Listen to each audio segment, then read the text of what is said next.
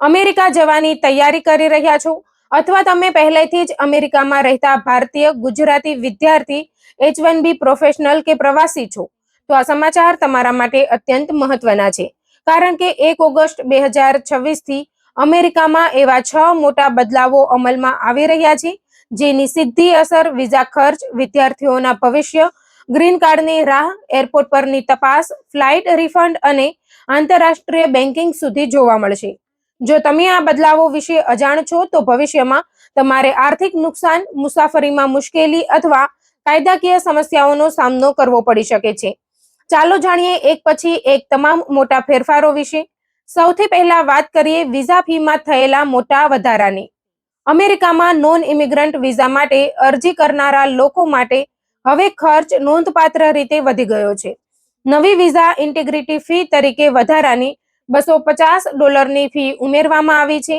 આ વધારો ખાસ કરીને B1, B2 tourist visa, F1 student visa, H1B work visa અને L કેટેગરીના વિઝા અરજદારોને અસર કરશે. અગાઉ ટુરિસ્ટ અથવા સ્ટુડન્ટ વિઝાની મૂળ અરજી ફી $185 હતી, પરંતુ હવે નવી વધારાની ફી જોડાતા કુલ ખર્ચ લગભગ $435 સુધી પહોંચી ગયો છે. અમેરિકી સરકારનું કહેવું છે કે આ ફંડનો ઉપયોગ ઇમિગ્રેશન સિસ્ટમને વધુ સુરક્ષિત બનાવવા, વિઝા ફ્રોડ ઘટાડવા અને વર્ષોથી પડેલા કેસોના બેકલોગને ઓછો કરવા માટે કરવામાં આવશે. આ સાથે એમ્પ્લોયમેન્ટ ઓથોરાઇઝેશન ડોક્યુમેન્ટ એટલે કે EAD કાર્ડ સહિત અનેક ઇમિગ્રેશન સંબંધિત ફોર્મની ફીમાં પણ વધારો કરવામાં આવ્યો છે. એટલે હવે અમેરિકા જવાનું આયોજન કરતા વિદ્યાર્થીઓ, નોકરી માટે જતા પ્રોફેશનલ્સ અને પ્રવાસીઓએ પોતાના બજેટમાં આ વધારાના ખર્ચનો સમાવેશ કરવો જરૂરી બની ગયો છે. હવે વાત કરીએ વિદ્યાર્થીઓ માટેના સૌથી મોટા ફેરફારની. અમેરિકામાં F1 સ્ટુડન્ટ વિઝા પર અભ્યાસ કરતા વિદ્યાર્થીઓ માટે વર્ષોથી ચાલતો ડ્યુરેશન ઓફ સ્ટેટસ નિયમ હવે બદલાઈ રહ્યો છે. અગાઉ વિદ્યાર્થી જ્યાં સુધી પોતાનો અભ્યાસ નિયમિત રીતે ચાલુ રાખે ત્યાં સુધી અમેરિકામાં રહી શકતો હતો, પરંતુ હવે નવા નિયમ મુજબ F1 વિઝા પર મહત્તમ 4 વર્ષની નિશ્ચિત મુદ્દત માટે જ અમેરિકામાં રહેવાની મંજૂરી મળશે.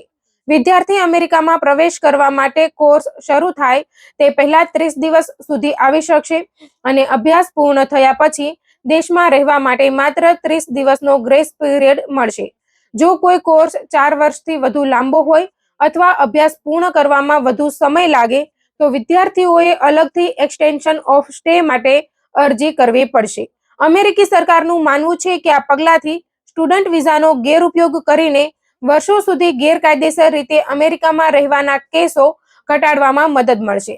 જો કે અગાઉથી OPT અથવા STEM OPT હેઠળ રહેલા ઘણા વિદ્યાર્થીઓને કેટલીક પરિસ્થિતિમાં રાહત મળી શકે છે. તેથી દરેક વિદ્યાર્થીએ પોતાની યુનિવર્સિટીના ઇન્ટરનેશનલ સ્ટુડન્ટ ઓફિસ સાથે સતત સંપર્કમાં રહેવું ખૂબ જરૂરી બની ગયું છે. ત્રીજો મોટો બદલાવ છે એરલાઇન રિફંડના નિયમોમાં.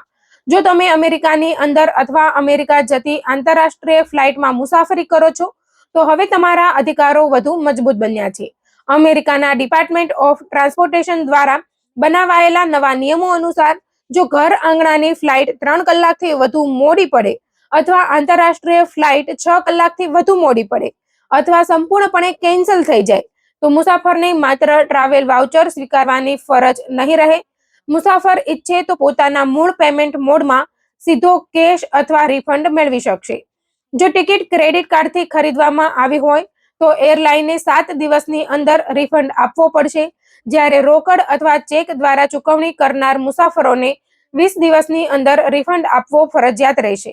એટલું જ નહીં, જો એરલાઇન તમારો સામાન સમયસર પહોંચાડી ન શકે અથવા સામાન ખોવાઈ જાય તો લગેજ માટે વસૂલવામાં આવેલી વધારાની ફી પણ પરત આપવી પડશે.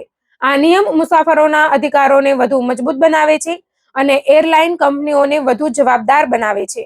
હવે વાત કરીએ H1B વિઝા ધારકો અને ગ્રીન કાર્ડની રાહ જોતા લાખો ભારતીયો માટેના મહત્વપૂર્ણ અપડેટની. ઓગસ્ટ 2026ના વિઝા બુલેટિન મુજબ ભારતીય અરજદારો માટે રોજગાર આધારિત ગ્રીન કાર્ડની EB1 અને EB2 કેટેગરીમાં ભારે બેકલોગ યથાવત છે. ખાસ કરીને EB2 કેટેગરીમાં વિઝાની ઉપલબ્ધતા અત્યંત મર્યાદિત બની ગઈ છે, જ્યારે EB1 કેટેગરી પણ વાર્ષિક મર્યાદાની નજીક પહોંચી ગઈ છે.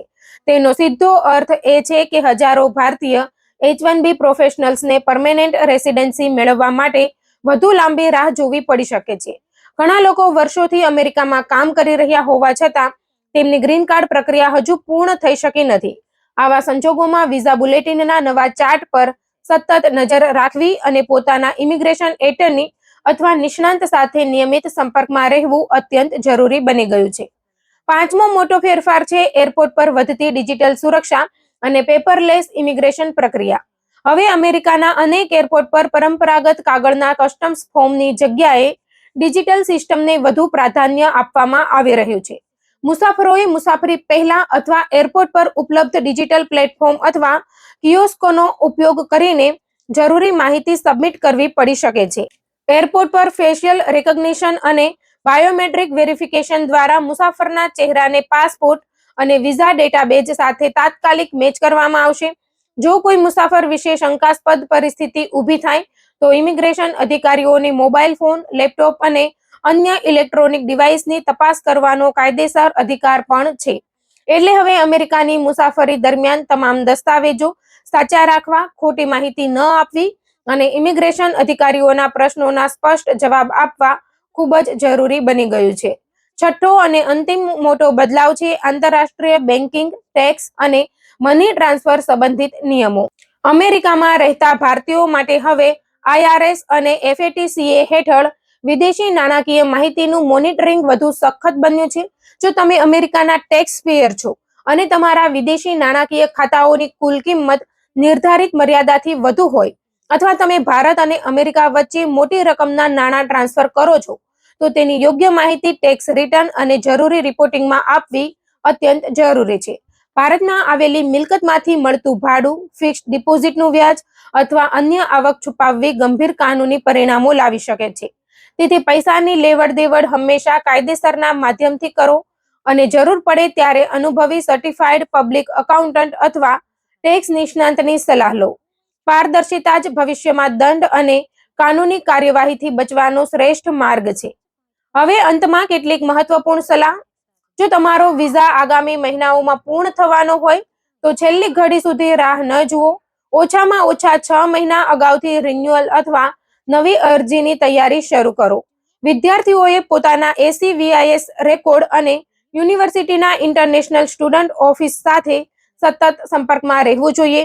H1B પ્રોફેશનલ્સને પોતાના ઇમિગ્રેશન દસ્તાવેજો સમયસર અપડેટ રાખવા જોઈએ. મુસાફરી દરમિયાન અજાણી વ્યક્તિનો સામાન ક્યારેય પોતાની બેગમાં ન રાખવો. સોશિયલ મીડિયા પર કાયદા વિરુદ્ધ અથવા શંકાસ્પદ પ્રવૃત્તિ દર્શાવતી પોસ્ટથી દૂર રહેવું. તમામ નાણાકીય વ્યવહારો પારદર્શક રાખવા અને જરૂરી દસ્તાવેજો હંમેશા તૈયાર રાખવા. અને સૌથી મહત્વની વાત, ઇમિગ્રેશન સંબંધિત કોઈ પણ મોટો નિર્ણય લેતા પહેલા અનુભવી ઇમિગ્રેશન વકીલ અથવા અધિકૃત નિષ્ણાંતની સલાહ જરૂર લેવી.